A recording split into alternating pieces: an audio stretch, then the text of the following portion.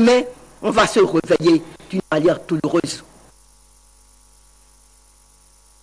Autre volet donc de l'actualité, un voleur a été pris ce matin, la main sur des conduits d'oxygène. Et c'est le centre hospitalier national universitaire Hubert Kutukumaga que cet indélicat a choisi pour mettre en application sa sale besogne. Fort heureusement, les éléments du système de surveillance du CNHU veillaient au grain et le voleur a été pris en flagrant délit. Il avait déjà sectionné les tuyaux en cuivre et s'apprêtait à prendre le large quand il a été arrêté. Un voleur pris en flagrant délit au CNHU de Cotonou. Le fait n'est pas ordinaire ici au centre hospitalier national universitaire Hubert Kutukumaga. Très tôt, à l'aube de ce lundi, ce jeune homme que voici a voulu faire le larron, sous-estimant les rondes des services de garde et des militaires du centre. Après avoir uriné non loin de là, j'ai tiré et coupé les cuivres. Je m'apprêtais à en prendre deux autres quand les médecins m'ont surpris. Je leur ai répondu que j'ai trouvé les cuivres et je les ai simplement ramassés. Alors on a vu au niveau des urgences, il y avait un bâton, il y avait du fer là, donc c'était le matériel qui servait à retirer les cuivres. Et une fois retiré, puisqu'il ne peut pas sortir avec les cuivres, c'est un peu long, alors il met ça en morceaux. Comment cet individu a pu braver la surveillance militaire pour s'en prendre au matériel du CNHU? Selon ce qu'il a dit, c'est qu'il a un malade dans la maison. Tout ça a été vérifié, effectivement, il a un malade. Maintenant, il faut revoir si entre-temps, comment est-ce qu'il maîtrise la maison. C'est possible qu'il ait travaillé ici une fois, il faut qu'on remonte tout ça là pour vérifier l'information. Âgé de 26 ans, le voleur en question répond au nom de Arnaud Abidji et n'est peut-être pas à son premier forfait. Même moi-même, je ne savais pas qu'il y a des cuivres dans ce local-là. C'est quelqu'un qui connaît bien la maison, qui est venu opérer. Nous avons saisi alors donc le commissariat de Kadiaon à voir un peu comment la scène s'est produite. Nous nous sommes dit certainement qu'il avait déjà eu l'habitude de le faire. Et il n'a jamais été intercepté. Donc c'est grâce à la vigilance des militaires que nous avons su que de ces genres d'opérations sont en cours dans la maison. Comme le dit si bien l'adage, tous les jours pour le voleur, mais un seul pour le propriétaire. Ce lundi est tout de même un mauvais jour pour ce voleur qui finira irrévocablement derrière les barreaux. Grave accident de circulation ce lundi au niveau des feux tricolores de Ménotin. Le conducteur d'un camion a perdu le contrôle de son véhicule. Cet accident a fait quelques blessés graves et des dégâts matériels assez importants. Suivons pour plus de précisions quelques témoins du drame. Trouver le moyen de s'arrêter. Il n'avait pas ses freins. Donc les gens étaient en train de crier ho ho ho ho ho au moment où le feu rouge était allumé. Et les deux messieurs qui étaient sur la moto se sont arrêtés à cause du feu rouge. Mais n'en sachant pas, le camion les a ramassés par derrière. Le feu rouge là s'est allumé. Et brusquement, mon petit frère là, il avait sauté, soit en disant ah il faut sauter, il faut sauter. Brusquement, bon, je ne sais même pas ce qui m'a enlevé. Et moi-même là, j'ai laissé l'argent là pour aller de l'autre côté. Et le camion là, et bon, il a passé sur mon argent. Voilà ce qui s'est arrivé. Moto, il y a une maison lombono, il a dit à l'idiot sans frais. Sans frais. Sans frais. Sans frais. Moto là, on dit à l'idiot sans frais. Et nous, mais à toi là où dit. Mais à toi là où. Ni mine de la bille là. Mine de la bille bogosi trop bogosi nous on dit mais à toi là où. Mais où dit le camion est un camion vraiment vieux. Le camion c'est vraiment vieux qui n'a pas de frein. Vraiment, je demande que ceux qui s'en occupent, ceux qui s'occupent des visites techniques n'ont qu'à vraiment faire leur travail. Les camions qui sont vieux n'ont qu'à aller se reposer ou bien créer des cimetières de voitures. C'est mieux. Le problème de la libre circulation sur le corridor béninois suscite une fois encore la colère des opérateurs économiques nigériens. Réunis en assemblée générale à la Chambre de commerce, d'artisanat et d'industrie du Niger, les opérateurs économiques ont dénoncé la violation répétée des conventions et traités internationaux signés par les autorités béninoises. En guise donc de représailles, il est demandé à tous les opérateurs économiques nigériens de renoncer totalement à l'utilisation du port de Cotonou pour toutes les opérations d'importation et d'exportation. Les opérateurs économiques décident également d'utiliser toutes les voies de recours juridictionnelles possibles pour le remboursement par les autorités béninoises des frais de douane indûment prélevés à l'occasion du transit de marchandises à destination du Niger. La déclaration qui a sanctionné les travaux est rendue publique par le président de la Chambre de commerce, d'industrie et d'artisanat du Niger, El Hadj Idi Ango Ibrahim. C'est sur des propos recueillis par nos confrères de la télévision Canal 3 Niger.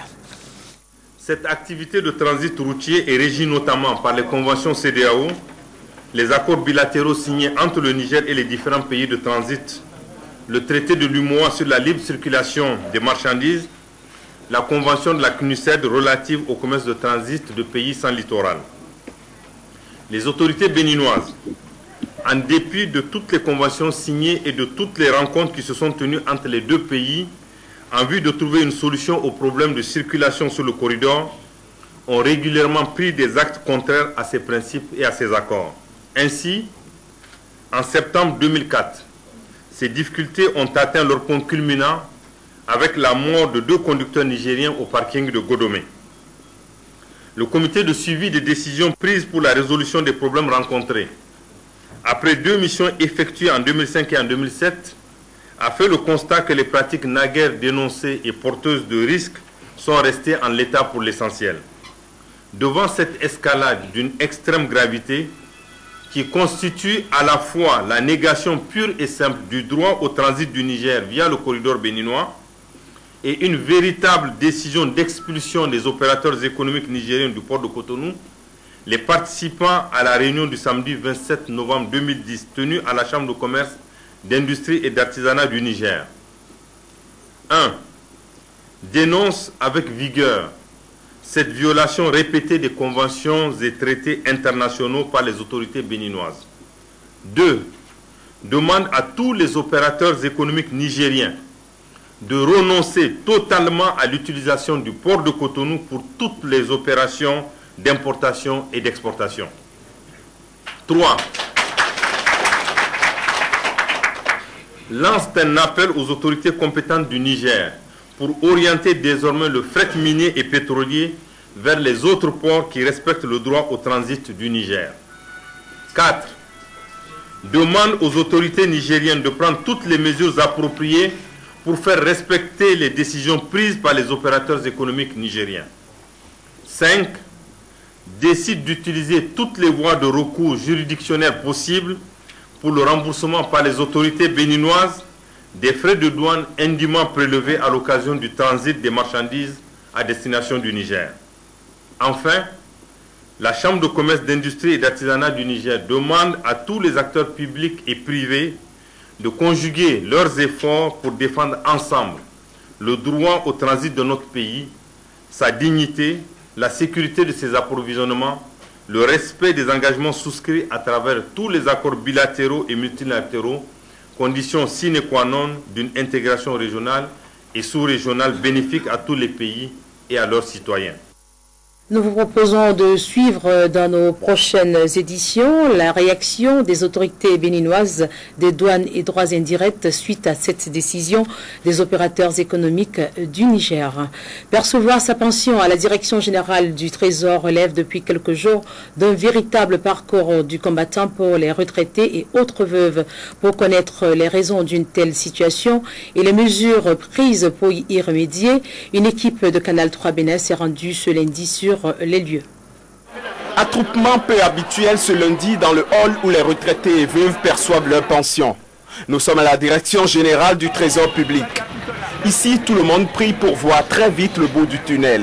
Cela fait 6 jours que ces personnes du 3e âge, pour la plupart, espèrent entrer dans leur fonds. Depuis le vendredi passé, je suis venu ici, j'ai pris ma fiche et je n'ai pas pu toucher. Mes enfants sont à jeun à la maison. Je suis arrivé encore ce matin très tôt et me voici encore dans les rangs. Je sens pas du tout bien. J'ai commencé ce calvaire depuis vendredi et à mon arrivée, il n'y avait qu'un seul guichet ouvert. À cause de l'affluence, j'ai dû rentrer chez moi. Me revoilà ici aujourd'hui et je retombe dans les mêmes problèmes. Je n'ai jamais trouvé ça là. Aujourd'hui, nous on est découragés. Vendredi passé, il y a quelqu'un qui est tombé ici à cause de l'argent. Pourtant, il n'a pas trouvé ça. On est venu ici aujourd'hui encore, même chose. Selon les informations recueillies sur les lieux, plusieurs raisons sont à la base de l'affluence notée ces jours-ci au niveau des 2 guichets de paiement. Dans un premier temps, les grèves hebdomadaires de 24 heures qu'observent depuis un certain temps les agents des régies financières n'arrangent pas du tout ces retraités. Mais quand le grève bon grève vous nous les gens connaissent nous donc le les gens et de grève bleu nous étant et baïdé les il a pour mi mais retraité les de nous ayo amon quoi mi temps les na pon bla au mi temps bon gami de ton ko et on régler mi de les il paraîtrait qu'ils sont en grève. Pourquoi ils font grève? Moi je sais pas. Moi j'ai cotisé ici. J'ai cotisé. Donc je suis venu prendre ce que j'ai cotisé. Je ne suis pas venu pour dire passez-moi de l'argent. Ce qui complique encore plus les choses, c'est que dans les rangs des retraités, tout le monde ne respecte pas le calendrier de paiement établi par la direction du Trésor. Pour ceux qui n'ont pas encore perçu leur pension du 1er décembre, je vais leur dire de se patienter. Nous avons travaillé aujourd'hui lundi, demain mardi, nous allons encore travailler et mercredi, nous sommes encore là. L'affaire Danivo est sans doute la principale cause du supplice que vivent ces retraités. Plus que jamais, il est temps que autorités et syndicalistes s'entendent pour mettre fin à la douleur de ces victimes innocentes. Il sonne 14 heures, heure de la pause dans les administrations, et pour beaucoup ici, rien n'est sûr pour aujourd'hui. Il faudra certainement revenir demain. Mais il faut vraiment une intervention. Les personnes âgées vont souffrir après 30 ans de service. Est-ce que c'est bon, selon vous? Mettez-vous à notre place pour voir ce que... Actualité politique avec la cérémonie d'installation ce week-end des démembrements de l'Union fait la nation au niveau des 13 arrondissements de Cotonou. La cérémonie s'est déroulée dans le 3e arrondissement et a mobilisé une grande foule de sympathisants et militants autour des dirigeants de l'UN. Une occasion pour ces derniers d'annoncer l'investiture de leur candidat à la prochaine présidentielle. Ce sera pour le 18 décembre prochain. Précision, Tanguy Agoy. À la liesse et la grande mobilisation que leur auront réservé dimanche, les populations du 3e arrondissement, les responsables de l'Union fait la nation ont répondu en portant à son comble une ambiance déjà surchauffée. C'est le nouveau slogan de mobilisation de masse qui se veut prophétique, prédisant une victoire nette de l'UN au premier tour de la prochaine présidentielle au Bénin. Et les discours tenus ici, comme il fallait bien s'y attendre, étaient du même registre. Nous sommes proches du jour où la joie va fleurir. Rejoignez-nous maintenant. Le président Adrien Oumbedji, c'est la solution à nos problèmes aujourd'hui, maintenant. Un conseil qui a valeur de promesse visiblement. Les jeunes y ont cru, même s'ils se sont dit déçus par le pouvoir en place, qui n'a pas tenu les siennes au bout de 5 ans environ. Mais au-delà des promesses, l'UN se propose comme une école d'initiation et de formation de ces jeunes à la politique et à l'exercice efficient du pouvoir. Nous voulons en faire une école de formation des cadres politiques. Parce que nous voulons les entraîner. L'inscription des jeunes à cette école de type singulier n'a pas tardé. Des comités provisoires de 31 membres ont été installés dans chacun des 13 arrondissements de Cotonou avec la mission claire